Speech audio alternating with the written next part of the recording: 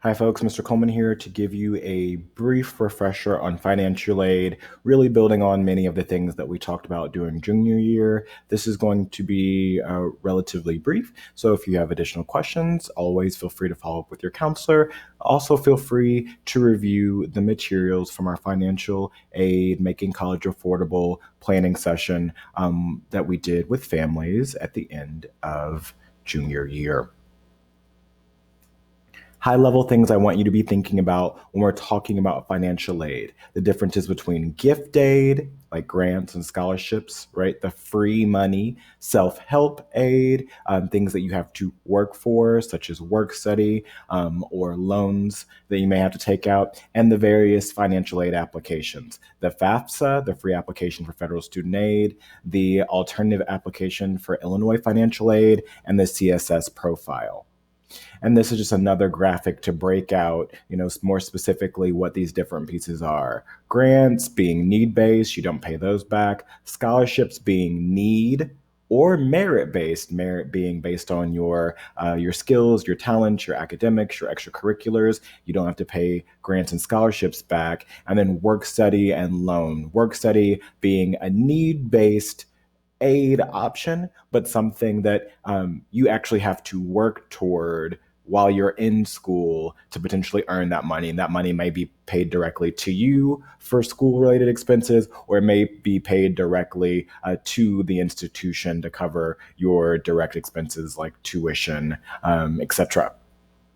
And then loans. Loans are money that you take out, but have to pay back later with interest. All right. Now, if you're ever in a situation where you're looking at loans, always try to go for the federal loans over any private loans because the interest rates for private loans tend to be much higher. All right. So these are the primary types of financial aid.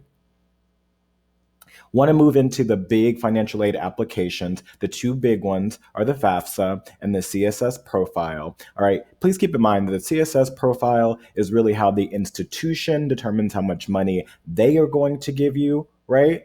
The FAFSA is really how the federal government and the state determine what aid you're eligible for through the government, okay? These are the two big ones at this stage in the year. I'm sure you know that what both of these are. We've talked about them before, but just want to do a quick review.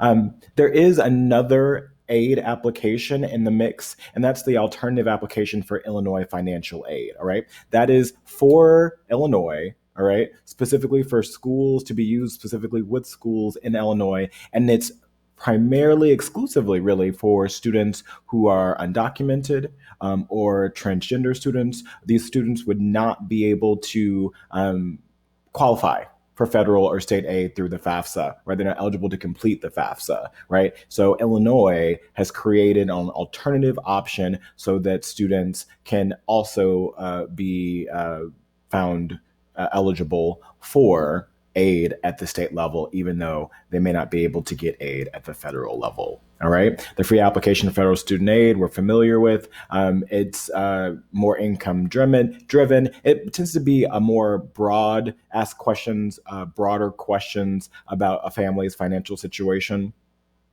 a student's financial situation. And it only really focuses on the custodial parents that students live with most of the time, right? The CSS profile, this application that helps primarily select private colleges, but other colleges as well, determine your eligibility for institutional aid, while actually bring in the income and assets of non-custodial parents as well. Okay.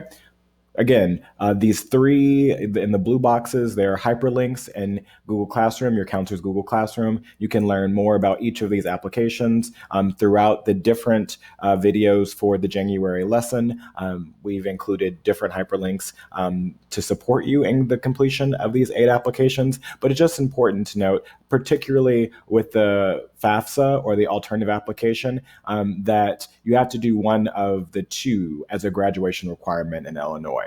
If you don't qualify for the FAFSA, you are expected to complete the alternative application. And if your situation does not allow you to complete either, or you and your family have decided not to complete either, there is the non-completion participation form that has been made available and mentioned in other videos. All right, and we have it here as well. So again, if you wanted to learn more about the graduation requirement, that first hyperlink will take you there. We have the non-participation form if you're not able to or deciding not to do the FAFSA alternative app. We will be counseling, we'll be following up with you starting this month in January for students who have not yet completed the FAFSA or the alternative app. Just to make sure we understand what your plan is for the year. And if you need help with either the FAFSA or the alternative app, here are some resources for you. Just to review, the highlighted steps in the application, the financial aid process, are where we think most of our students are right now. You can still, if you're still applying to schools or you haven't yet received financial aid letters, you can certainly use the net price calculator. You can certainly use your EFC calculator. If you have your EFC from the FAFSA, absolutely use that. But again, we just want you to have a clear sense of what you're looking at paying for the schools that you're applying to. Making sure that, especially right now, we're in January, if you haven't already, absolutely complete the FAFSA or the alternative app, because the state money does function on a first come, first serve basis, particularly the monetary award program, the MAP grant. So if you have not yet finished the FAFSA or alternative app, you want to do that immediately because the money for the MAP grant tends to run out around February, the end of February, mid to end of February. So you want to make sure you get that in. If your schools require the CSS profile, make sure you're completing that as well. Because again, that's how select private colleges and some others will determine whether or not you qualify for institutional aid in addition to the federal or state aid that the FAFSA and alternative app may offer you.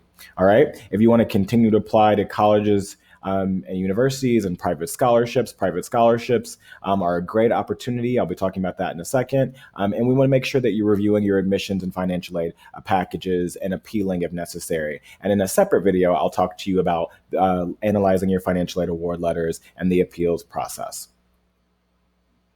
Some high-level financial aid resources we want to highlight, in addition to the other ones hyperlinked earlier in this PowerPoint, are the JCP scholarship resources. So if I click on this, let's see if it opens for me.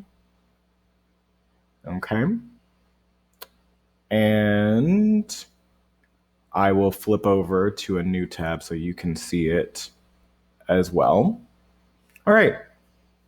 So you may have seen this already. We posted this in Google Classroom prior to break, just an overview of a variety of scholarship resources. If you are looking for private scholarships right now, Fast Web, making sure you have an account on CPS Academic Works, College Greenlight is great, particularly for first generation students. A Big Future scholarship search on the College Board website is really great. We mentioned the financial aid calculators, the EFC calculator, or the net price calculator. Net price being specific to the schools, EFC is really something that you get as you're doing the FAFSA. And then some scholarship programs. I mean, some of these have passed, but not all. Posse obviously has passed. But we have the Golden Apple Scholarship, the Jack Kent Cook Scholarship, QuestBridge has already passed. And if you are interested in looking at a variety of options that are based, scholarship options based on identity, the bestcolleges.com listing has so many wonderful options for students, and that is hyperlinked here at the bottom. And it is also hyperlinked here in the PowerPoint as well. We also have a hyperlink to financial aid options for undocumented students. If you are in a situation where you are undocumented or unsure, please, please, please reach out to your counselor. We can absolutely offer some support, but we can't support you if we don't know what your situation is. So absolutely reach out. And with that, if you have any questions, if you have any questions, feel free to reach out to us and we can follow up to support you. All right, folks, take care.